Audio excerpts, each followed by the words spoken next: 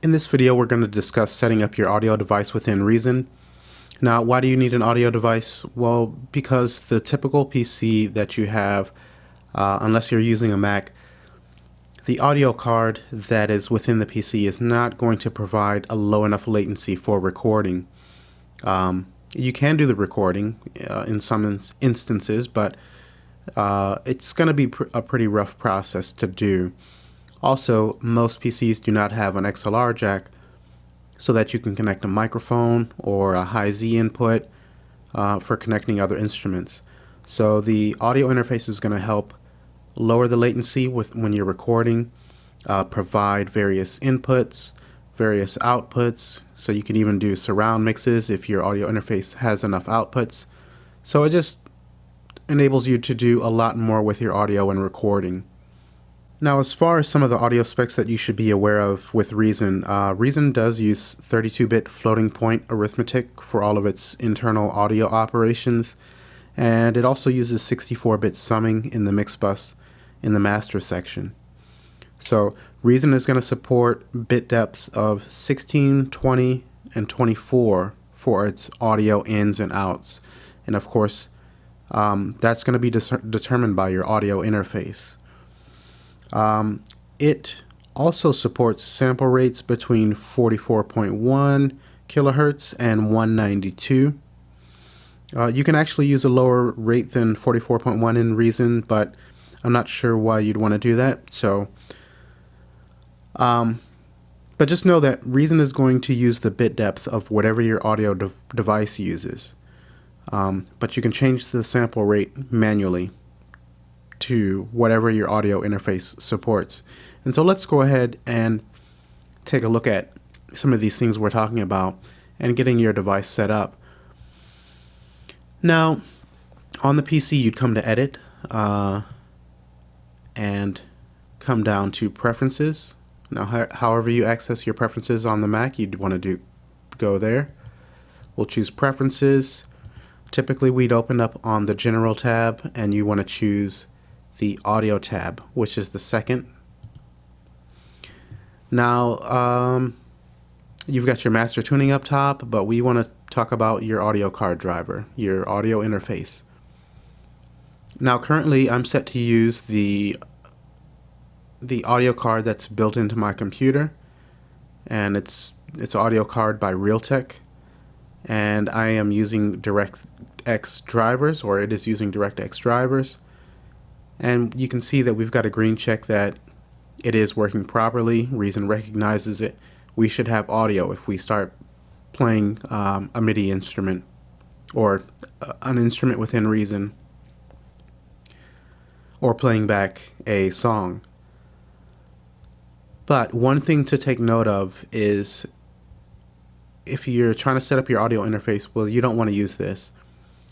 And Reason actually should default to your audio interface because most interfaces use ASIO drivers, and so it's going to default to that typically. But you can change your or choose your audio device by clicking this drop down menu there, and you can see everything that's available on my PC. And before, I'm going to go ahead and change this to my Focusrite Scarlett Solo. It's a 2-in, 2-out audio interface. But before I do that, one thing to take note of here is the buffer size. You can see we're at 3,264 samples. Now that's what it defaulted to when I chose the DX HP Realtek High Definition Audio. But note, when I move to the ASIO driver and the Scarlett, that is going to drop down. See, we're now down to 128 samples. The buffer size has decreased. We're going to have less latencyy. And so that's the whole point of, or one of the biggest points of having that audio interface, besides bringing in, extra audio inputs and XLR cables and extra outputs. That's a significant difference. And if I went back to that previous driver, yes, we can adjust the buffer size manually by clicking and dragging. But this just, you can see that it immediately drops down to 128. And that's just going to improve your latency by a great deal. We have a readout of input and output latency here, 12 milliseconds for input and 10 for output. If I change back to the Realtek high definition, you can see this jumps significantly to 74 milliseconds. Now let's come back to that Audio, the Focusrite. But one other thing, if you don't have an audio interface with Audio drivers and you're only left with what's on your Windows PC, the DX or DirectX drivers are going to be better than the MME. So if you have a choice, choose the DirectX here, the DX drivers. And for example, let's just go ahead and choose that MME and see what we're looking at there. See, that's all the way 8,192. And as I said, you can adjust this manually, but you're likely to get some crackling and distortion once you begin to move this down. Now let's come back to the Focusrite and see we're down to 128. And as I mentioned, Reason is going to use the bit depth of whatever your audio device uses. The Focusrite Scarlett Solo uses 24-bit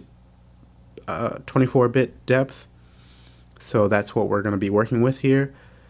You can choose your sample rate, and what you can choose here is going to be also determined by your audio interface.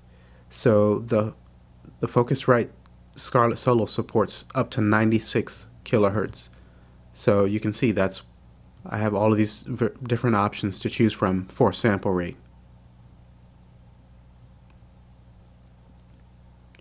Just note that the higher the sample rate, the higher the bit depth, the larger your audio files are going to be, and the more stress will be placed on your processor. So 16-bit 44.1 is CD quality, just so you have a reference point for how these work.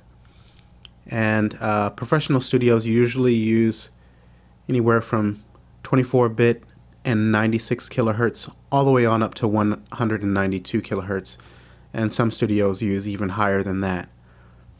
But I think all of this kind of gets a bit extreme nowadays. If you're writing good music, good creative music, you know, people are going to go crazy, but I think, you know, 16-bit 44.1 is fine. Ideally, 24-bit 48 kilohertz and above, I think, would be a better place if you have the space and the processing power at those as minimums. Now, active input channels, active output channels, this basically just displays what you have set up on your audio device. Now, as I mentioned earlier, the Focusrite Scarlett Solo only has 2 ins and 2 outs, so that's all I have available to me. You can see that these buttons for channels are grayed out because I don't have any other channels to choose. But if you're using an audio interface that has more than 2 ins and 2 outs, then you can click these, and then you'll be provided with a window where you can make those additional channels active and available within the sequencer for recording those inputs or outputting to those additional channels. And lastly, here in the preferences menu, we have the control panel, and this is going to give you access to the control panel for your audio interface. So when I click, we have the control panel for the Scarlett Solo. Now, your control panel is going to look a bit different depending on what your audio device is, but for the Solo, I can choose quickly here the performance mode for recording or mixing, or a balance between the two. The recording is going to be a bit more CPU intensive, but you're going to have less latency. The mixing is less CPU intensive, but it's not good for recording, or not the best for recording. And then you have another area here where you can choose the buffer size, and you've got input and output latency times here, and total latency. So let's take a look at what creating a track and starting to record would look like within Reason. I'll just press Control T on my keyboard to create an audio track. I'm going to turn monitoring off here since I'm recording through my screen capture program already. But you can see that we have a readout of our audio signal coming in through the first channel on the Scarlett. If we click the in, we can then choose whether this track is going to be mono or stereo. If it's in mono, then we can choose between input 1 or input 2. And this is where if you had a audio device that had more than 2 inputs, those would show up here if you made them active, and you can choose from those besides just having 2. If you switch to stereo, then it's going to use input 1 and 2. You also have a tuner available to you. You can switch this to a tuner if you have a guitar hooked up and you need to tune. And you just toggle that on and off by clicking.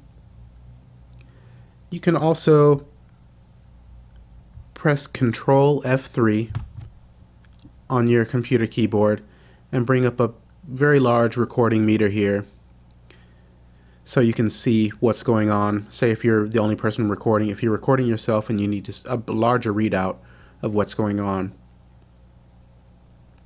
then this would be incredibly useful. You also can access the tuner here as well in the upper right hand corner by clicking there. And for those of you who are just getting new to recording and setting up your audio interface, typically trying to aim for about minus 12 dB is a good way to go. Just above that, you're going to hit, you've got green bars all the way up until minus 12 dB. Then you get into a yellow section, and then once you hit 0, you get red, and that's where you will begin to get clipping, particularly if you hit this large bar here. Now if you're recording in 16-bit, then you can raise that up maybe to about minus 8 dB. But if you're recording in 24-bit, then minus 12 should be just fine. So I'll go ahead and close out. So you're pretty much ready to go to start recording audio. You would just be sure that you're record enable, that you've got that armed. If you need to monitor, turn on the monitoring, and then press record on your transport.